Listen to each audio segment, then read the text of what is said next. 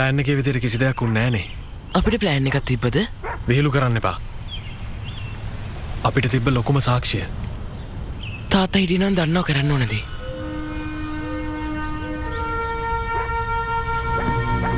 එහෙනම් අපිට තාත්තා වගේ හිතන්න පටන් ගන්න වෙනවා. මොනවද ඔකේ තියෙන්නේ? මේ තියෙන තාත්තගේ පොත් වගේක්. ඕනෑම අපරාධයක් සිදු වුණු ස්ථානයක් සාක්ෂි සොයා ගැනීම සඳහා ඉක්මනින් පරීක්ෂා කළ යුතුයි. කාලය ගතවීමත් සමග අත්‍යවශ්‍ය සාධක නැති විය හැක. අපි ආයේ යන්න ඕනේ කියලාද කියන්නේ? මට පුළුවන් තනියම යන්න ජෝ. ඒකට කමක් නැහැ. මම බයිකොල්ලෙක් කියලාද කියන්නේ? මම කැමති නෑ ඔයා අකමැති දෙයක් බලෙන් කරන්න කියන්න. මත් එනවා. එහෙනම් අපි යන්න.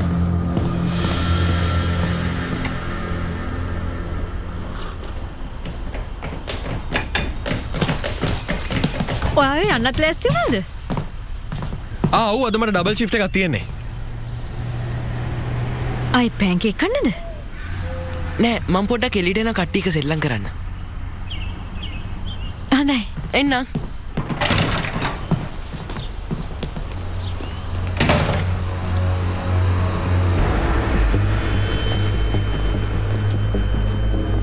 අපි මේ භූත බංගලාවට එන අන්තිම පාර නේද?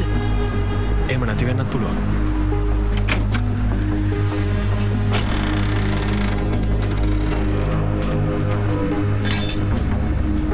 මෙතනින් තමයි මිනිහා දැනගත්තේ. බලමුකෝ අපිට මොනවද හොයාගන්න පුළුවන් කියලා.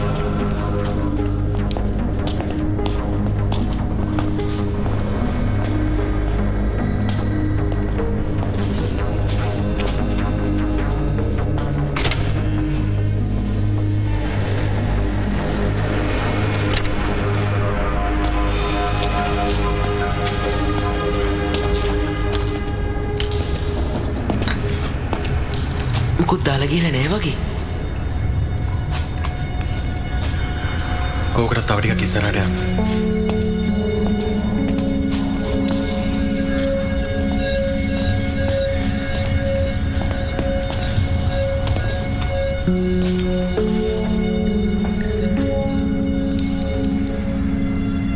මොකක් මාරි සලකුණක් අපරාධකාරයෙක් තියලා යනවා. අර පොතේ තිබ්බ හින්දාද කියන්නේ? ඇත්ත කියන්නේ ඔයා බය වෙලා නේද ඉන්නේ?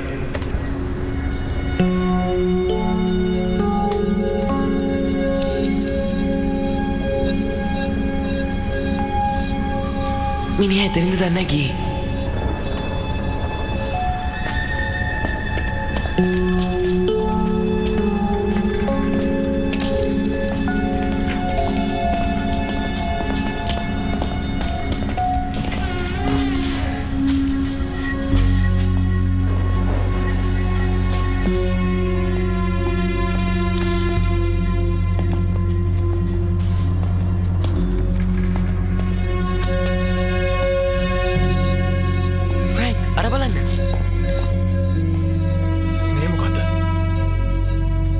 ඇඳගෙන හිටපු ඇඳුම කෑල්ලක් වගේ.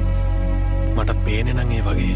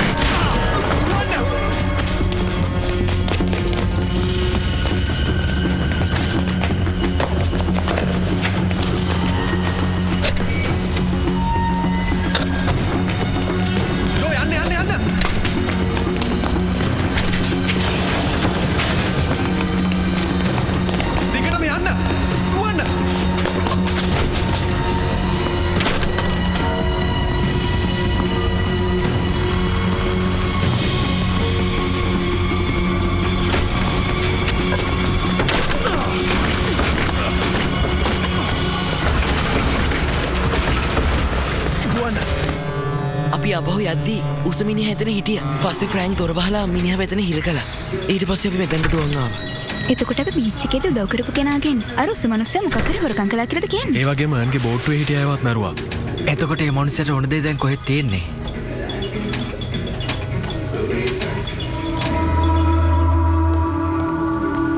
ඕක හංග හොයාගන්න ජෝ. ඇයියෝ කොච්චර වටින්නේ?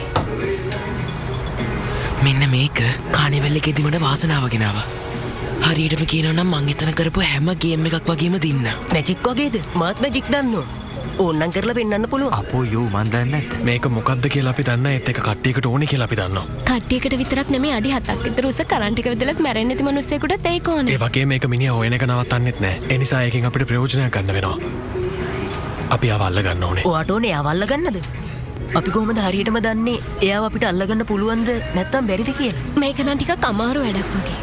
කොහොමද අපි විතරක් ගිහලා ওই මිනිස්සව තනියම අල්ලගන්නේ? ඒක මහා පිස්සුවක් නේ. බලන්නකෝ මේ නෝට් එක. මේක මගේ අම්මා ලියපු එකක්. එයා දැනන් හිටියා මේක මොකද්ද කියලා. දැක්කද? එයා ඇෂ්ටෙක් එක්ක ගැන දැනන් හිටියා.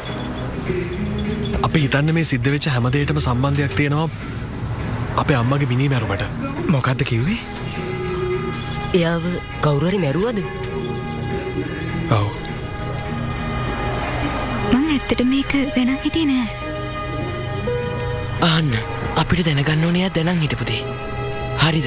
ඒ වගේම මේ උසමිනිහ ළඟ තමයි අනිවාර්යෙන්ම උත්තර තියෙනවා ඇත්තේ. ජේපීත් දෙන්නේ. අර බිල්ඩින් එකට ආවේ කවුද කියලාවත් අපි දන්නේ. ඒක වුණේ මගේ අම්මට නම් මමත් ඔයාලා කරන දේමයි කරන්නේ. මං එනවා ඔයාලත් එක්ක. මාත් එනවා. මගේ අම්මා වැඩ කරන්නේ පොලිසියේ. ඇයි අපිට බැරි යාට කියන්න? එයා කොහොමද මේ මිනිහව හොයනවනේ? අපි දන්නේ කාවද විශ්වාස කරන්න ඕනේ කියලා බෙත්. ඔයාට මගේ අම්මව විශ්වාස නැද්ද? මේ අහන්න බෙත්. එයා කියන්නේ ඔයාගේ අම්මව විශ්වාසයි කියලා නෙවෙයි. මෙයා කියන්න හදන්නේ කාටවත් මේ කියන්න බෑ කියලා. I'm sorry. ඔයාලට මගේ අම්මව විශ්වාස නැත්තම් මම යනවා. ඔයාලා කරන දේ මං කාටවත් කියන්නේ නැහැ. හැබැයි මං ඔයාලට දෝ කරන්නේ.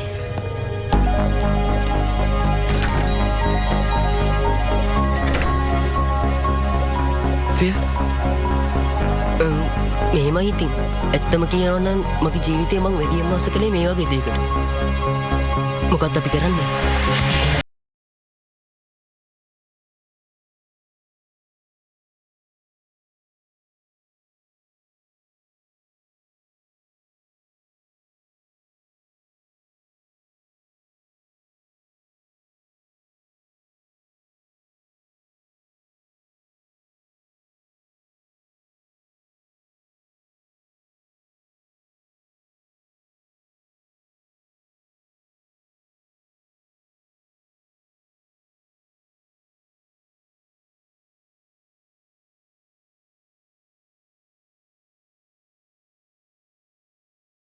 හොයාගනිද්දී අපි ලෑස්ති වෙලා ඉන්න ඕනේ.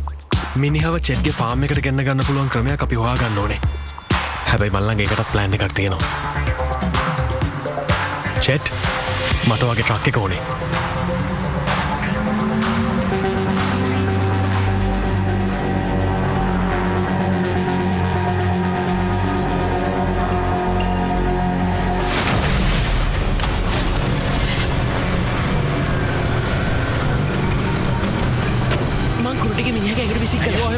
මන් දන්නේ අපි යමු. මිනිහ මේකට අහුවේ කියලා හිතනවා. මම හිතනවා හරියයි කියලා. යමු.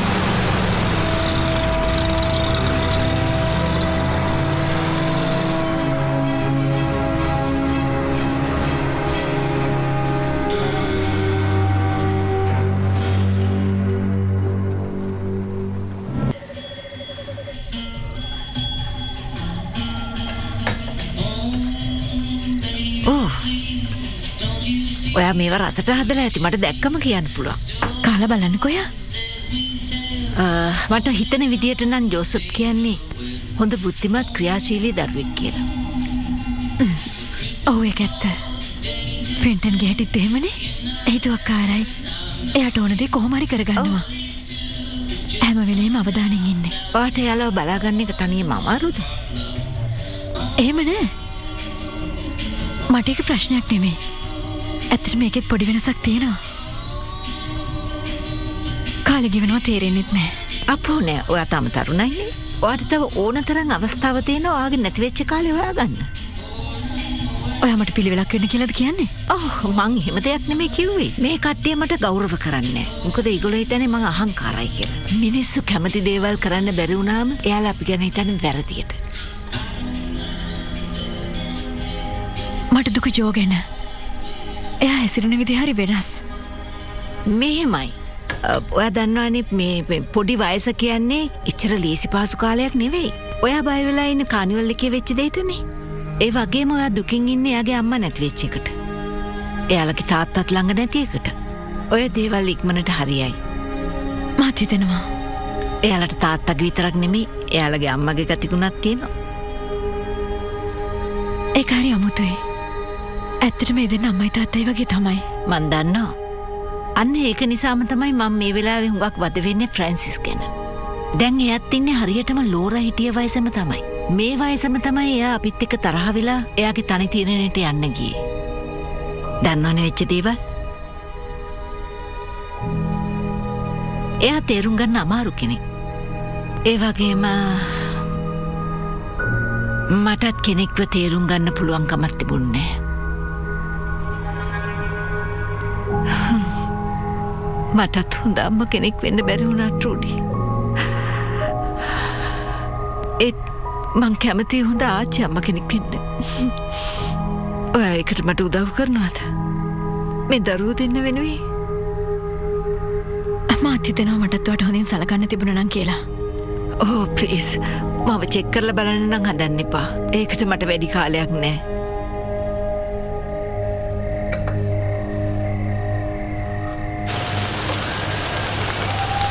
මිනිහා ඒ කියලා ෂුවර්ද? මිනිහ කොහොමත් අපිත් එක්ක තරහින් ඇත්තේ. තැන්ක්ස් ඔයාගේ වාහනේ දුන්නට.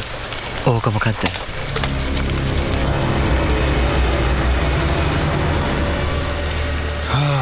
ඔයාලටත් හොරෙන් මං ඔයාලගේ පස්සෙන් ආවනම් මං හිතන්නේ ඔයාලගේ ප්ලෑන් එකේ වැරද්දක් තියෙනවා. කොච්චර දෙයක් දුආවේක? ඔයාලා මගේ අම්මා ගැන හිතාගෙන ඉන්න විදිය වැරදි. ඒත් මට ඕනේ ඔයාලට උදව් කරන්න. ඔයාලා මේ මිනිමරු එක්කයි අල්ල ගන්න හදන්නේ. ඒකත් මේ ඕගොල්ලන්ට කරදරයක් වුණත් කෑ ගැහුවත් ඇහෙන්නේ නැති කවුරුත් නැති පැත්තකට ඇවිල්ලා. ඒත් දැන් ඔයා ඉන්නවනේ. කාර් එක කොයි පැත්තට එනවා? ලෑස්තිලා ඉන්න.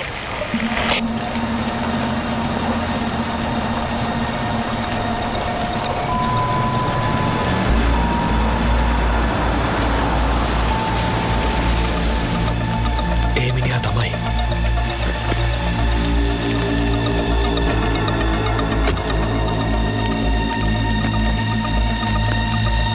හොඳයි ජෝ යන්නකෝ. හොඳයි.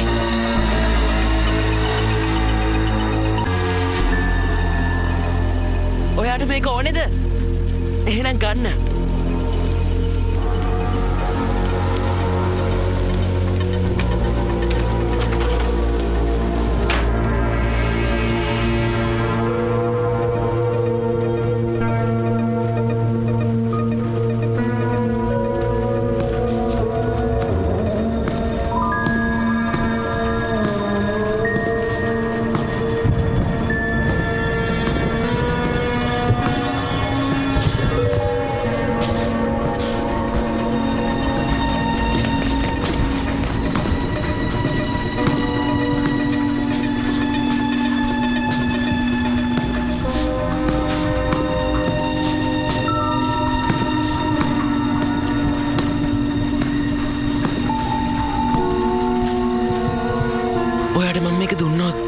ඉන්න දෙනවා කියලා පොරොන්දු වෙනවද?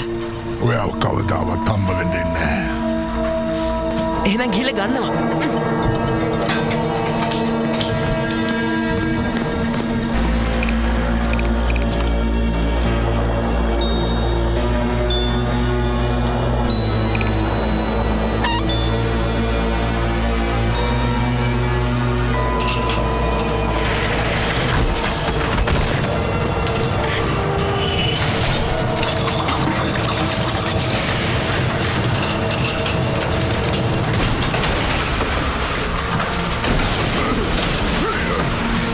අයියෝ මට මිස්සුනානේ අර කොනේ ඉඳලා අම්මා මේ කොනටම තමුන් කවුද?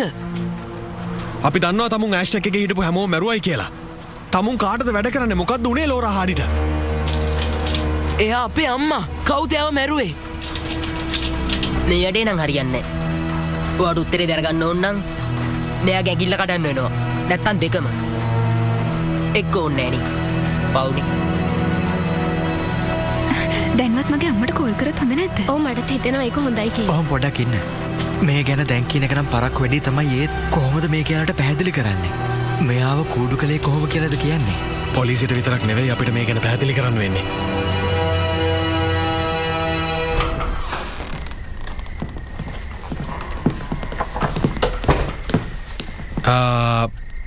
මතකද අර උස මනුස්සයා? අපි චෙට්ගේ ගෙදර යද්දී එයත් එහෙ ඇවිල්ලා හිටියා. එයා හැංගිලා හිටියේ ෆාම් හවුස් එක ඇතුලේ. එයා ඉන්නේ අත්අඩංගුවේ අපි කවුද කියලා හොයාගන්න. පොලිස් ස්ටේෂන් එකේ ඉන්නේ හැමෝම ඇත්තටම හරිම පුදුමෙන් ඉන්නේ මේගොල්ලෝ කරපු වැඩේ ගැන. මේගොල්ලෝ කරපු වැඩේ?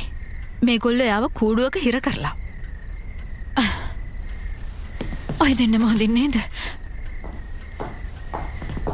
මං හිතුවාට තරහයයි කියලා. කොහොමද ළමයිනේ? මං ඔයාලගේ මේ කටහඬ ඇහිලා ආවේ. හයි ජෙසි. හයි ග්ලෝරියා. ඔයා මොකද මෙහෙ කරන්නේ? මොකක් හරි ප්‍රශ්නයක්ද? මම මේගොල්ලම ගෙදරින් බස්සලා යන්න හැදුවේ. ඒක මම ක්‍රූඩිව බලන්න හිතුණා. ඕ එහෙමද? ඒක කොච්චර දෙයක්ද? මම දැන් ගියොත් හොඳයි වගේ. එතකොට ඔය ළමයා හොඳට කියවලා බලලා මේ ඇප්ලිකේෂන් එක ෆිල් කරන්න. මොකද ඔයාට හෙට එක්සෑම් එකක් තියෙනවා. හොඳයි. ඒක මග අරින්න එපා. හොඳයි කට්ටියටම good night. bye ජෙසි. Goodbye, Gloria. thank you T එකට. ඕන වෙලාවක. හොඳයි මොකද වෙන්නේ කියනවද? කොහෙන් පටන් ගන්නද මන්දා?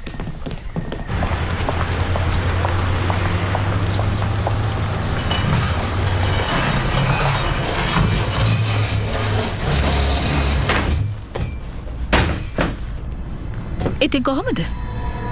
මේ කූඩුවේ ඉඩ ඇද්ද? කලින් එක වගේ නෙවෙයිනේ.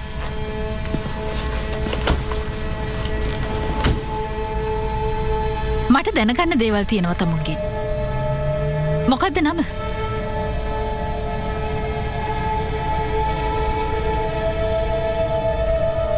තමුන් මොනවද දන්නේ අර බෝට්ටු ඇෂ්ටෙක් ගැන?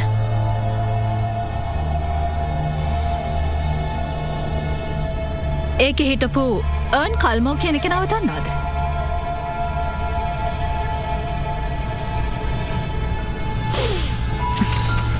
හොඳයි. මට කියනවද කානිවල් එකේ මොකක්ද උනේ කියලා?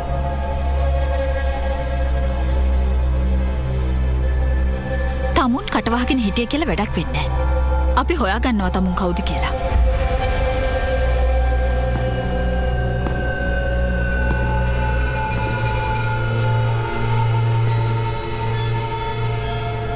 හොයාගන්න බැරි වුණොත් එහෙම මොකද කරන්නේ?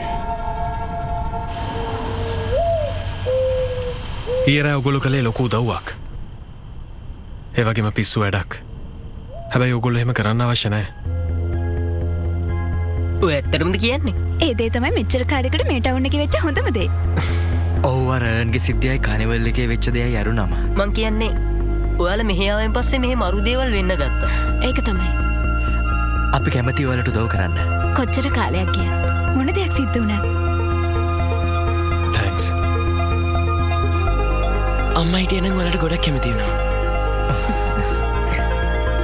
හොඳයි එහෙනම්. මොනවද මේ බෝඩ් එකේ තියෙන්නේ?